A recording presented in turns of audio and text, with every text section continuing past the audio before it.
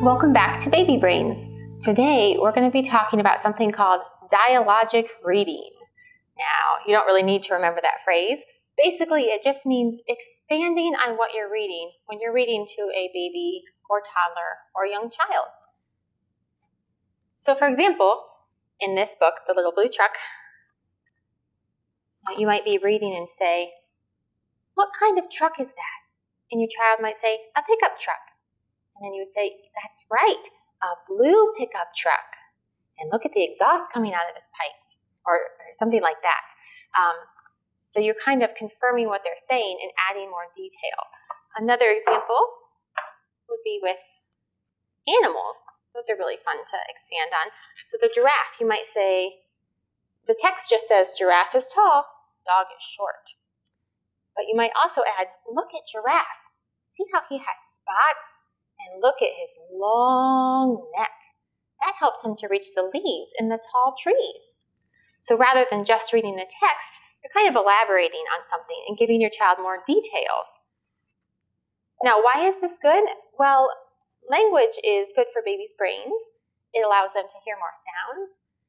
They can form connections and develop imagery in their mind. And then it just provides them with more descriptive language. And as we know, the more words a baby or toddler hears when they're young, the more words they tend to speak when they're older, the easier time they have in school with learning to read. It's just really good. So feed those babies words, because the more words they hear, the more that they'll know and the more information they will gather.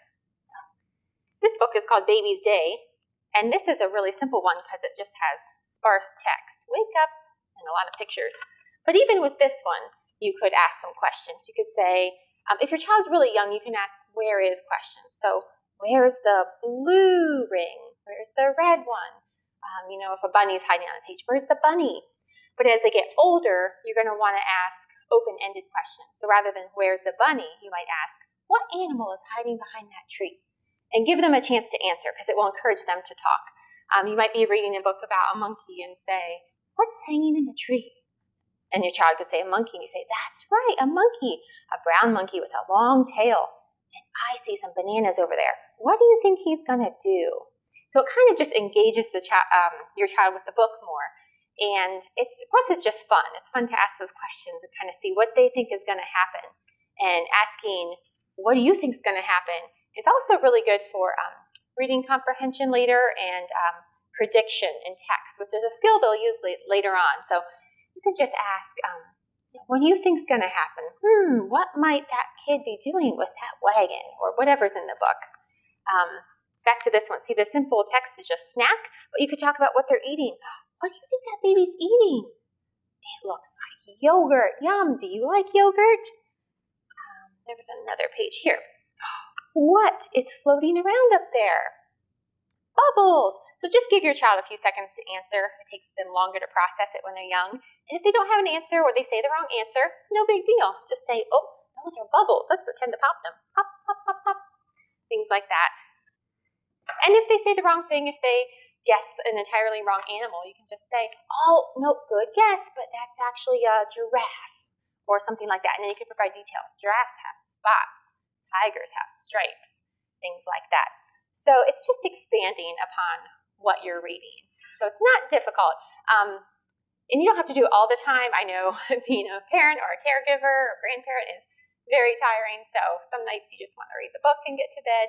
But if you think about it, just think about what questions could you ask to your child while reading the book together. What can you point out to them? What kind of details can you add? Because it's really good and it provides a rich reading environment and more language.